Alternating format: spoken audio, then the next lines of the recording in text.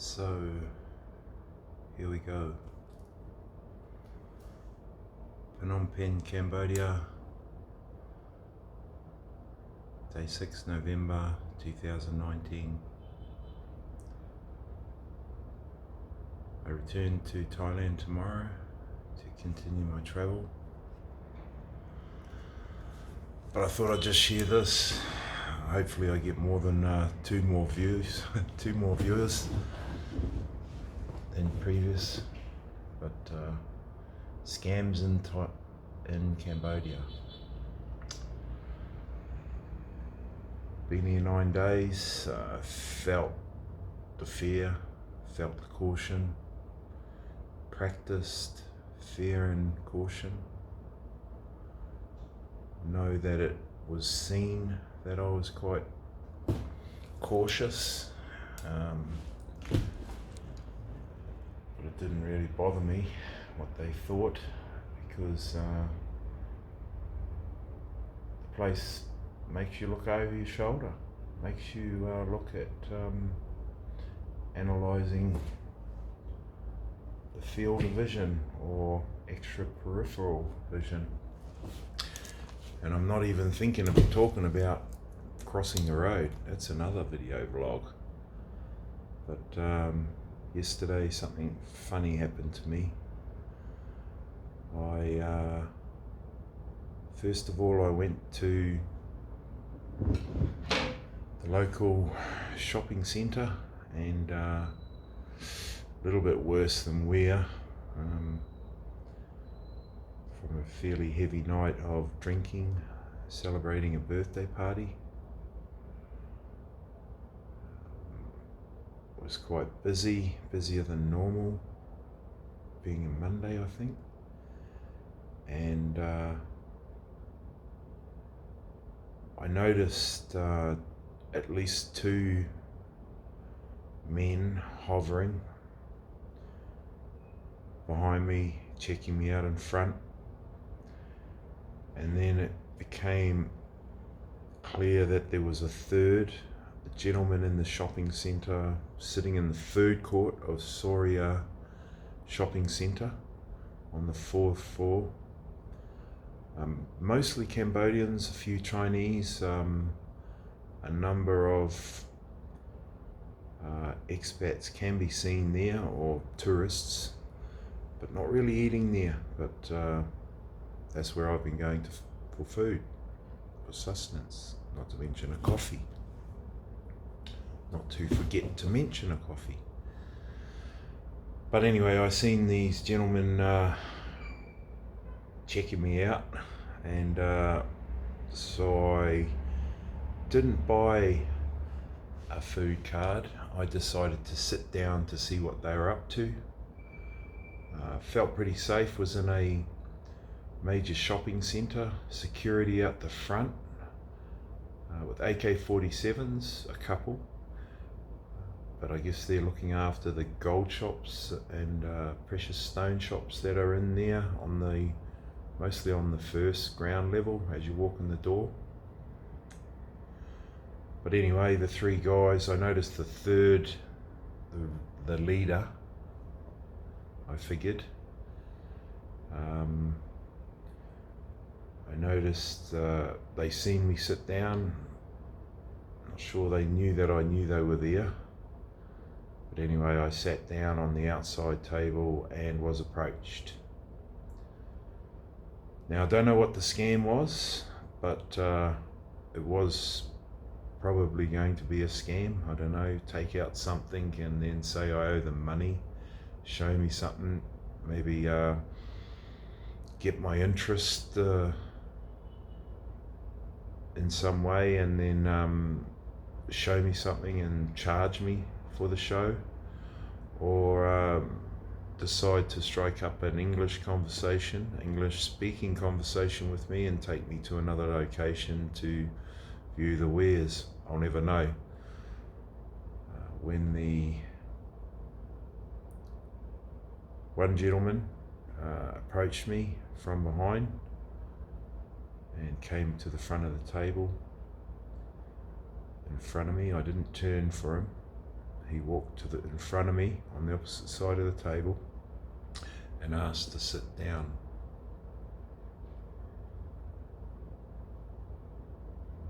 I clearly told him there's plenty other seats, go elsewhere, after sort of making a mistake, saying, yeah, fine. When he says, can I sit here? I said, yeah, no worries, mate.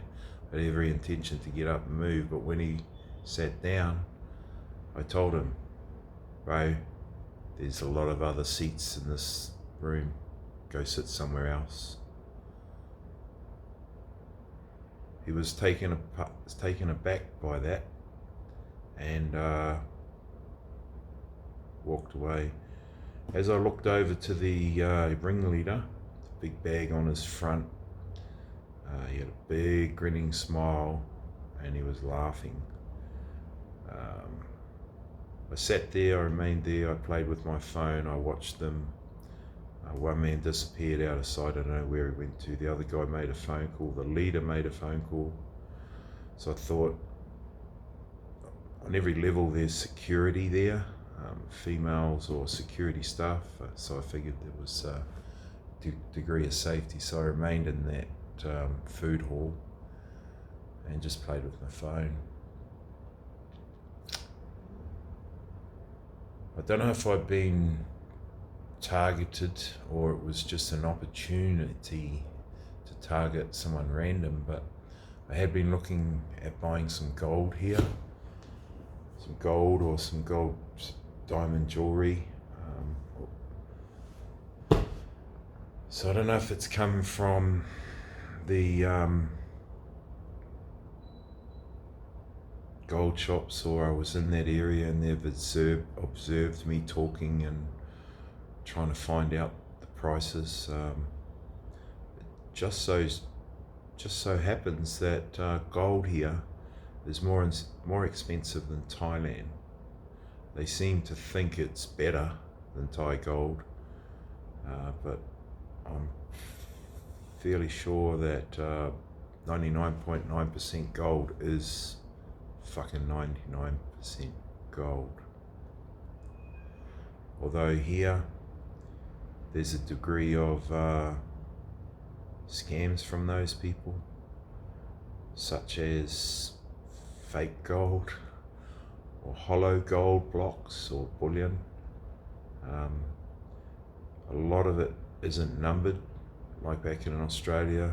You buy bullion, it's fairly much stamped, serial numbers and everything. The gold here is just by weight.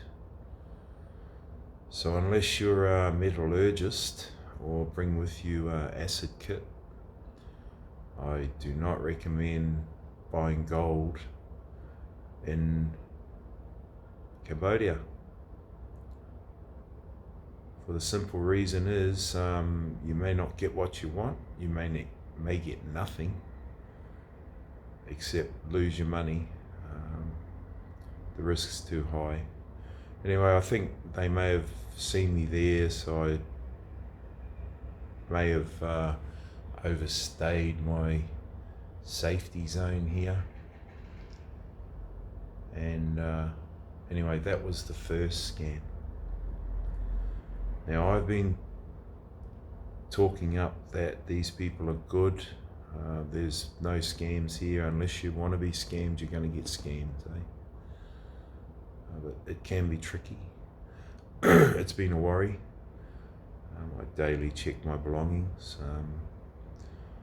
I'm leaving pieces of paper in the door of my room when I go out,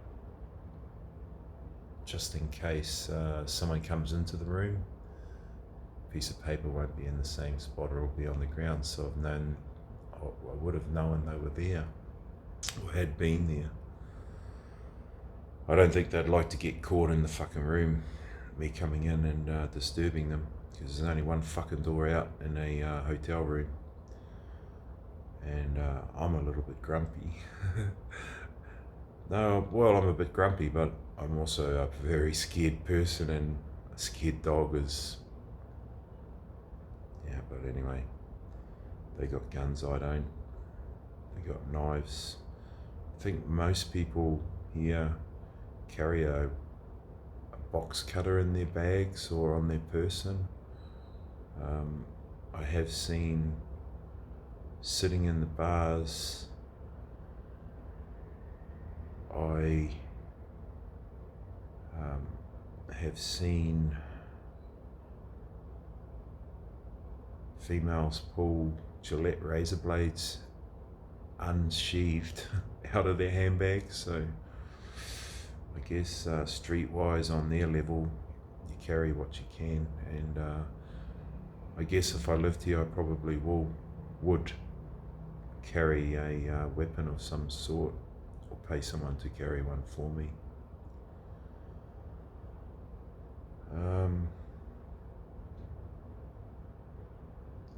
The second scam this evening, I met a guy.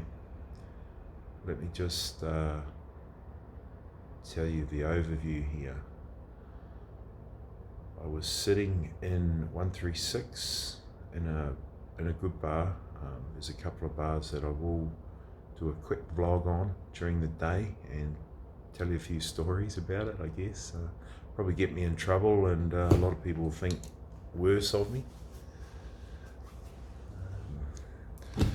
But I met a guy there that had indicated that he had been in a Cambodian jail for drug possession or selling drugs. I'm not sure. I will Google him and find out. I had seen his face somewhere before, I felt, and it became clear later on that I had seen his face in the media when reading about a rock star that was in a Cambodian jail here. So every year, a couple of times a year, the media go on about the number of expats in the jails here and what they're there for.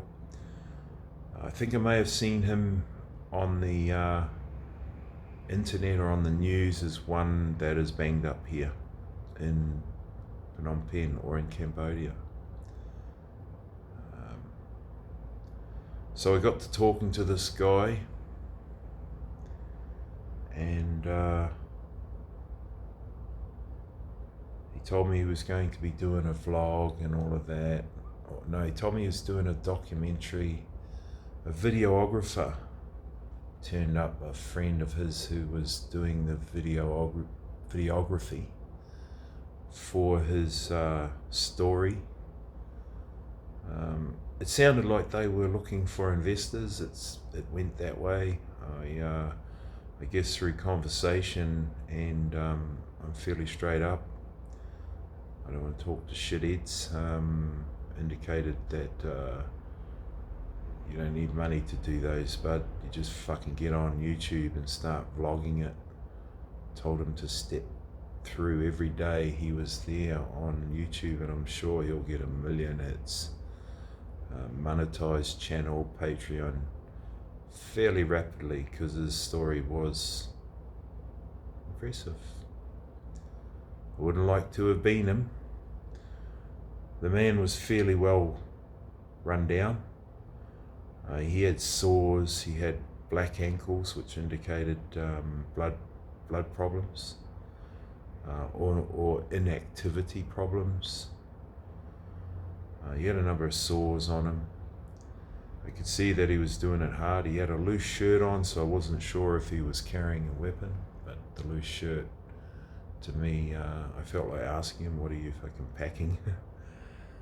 But I don't think he had a gun, but he would have had a blade, because he said he was living on the streets or living rough. But I sort of didn't believe all of his story. I believed he had been in a jail. I was being preened to be asked for money. I didn't want to hang around. I wanted to eat. So I left this bar and walked across the road and sat down. A friend dropped by to say hello, as they do. I guess a friend or just someone I'd met, really, in the bar, talking out the front, looking at idiots and crazy people, wondering where all the hidden 4K camera people that often post these blogs about Cambodia and the red light streets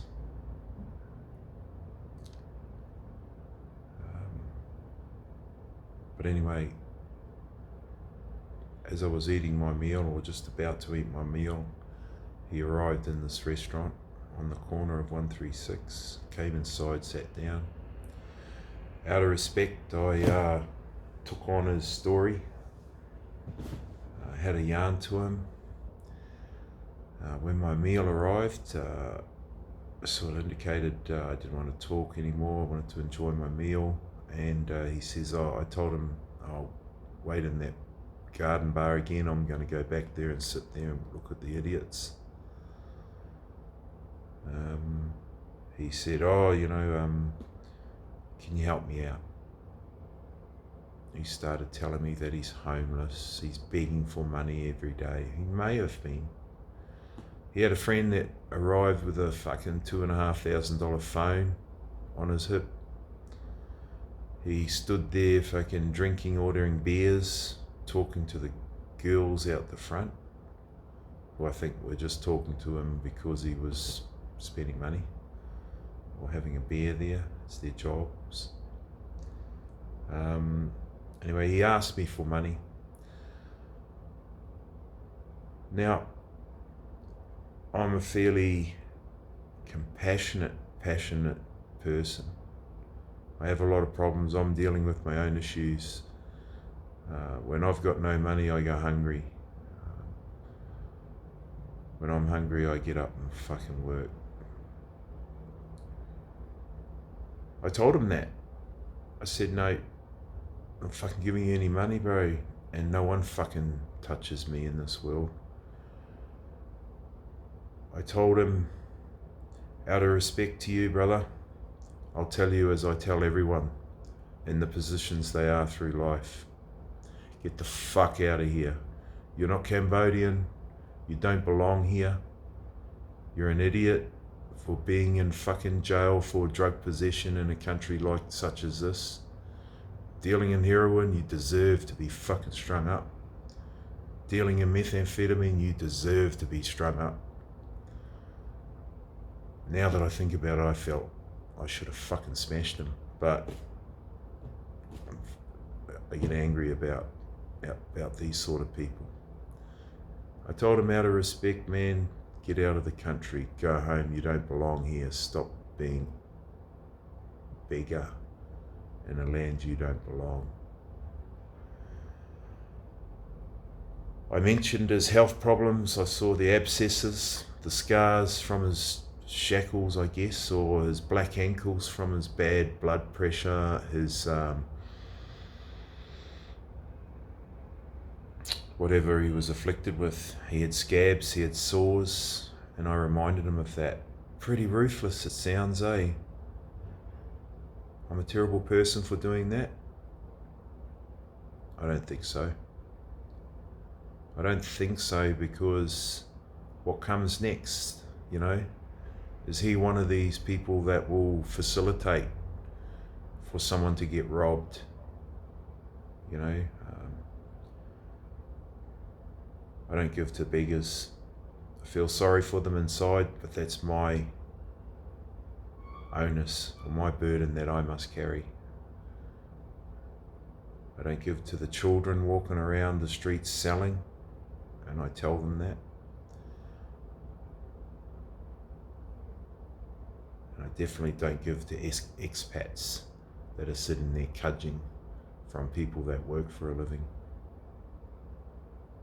Cambodia, it's an evil place, it's toxic, it's awesome, I love it. But in any case, here's my 19 minutes worth of vlog that was unplanned. I got out of bed here at 4 or 5 in the morning after having a night in, no drinking.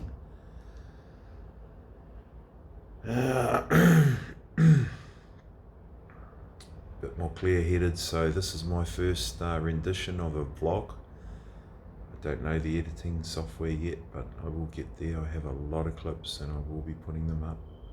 I will be talking a bit about photos and things I've seen and giving my opinion. But in any case, I leave you this. stay safe, stay untouched, and be happy.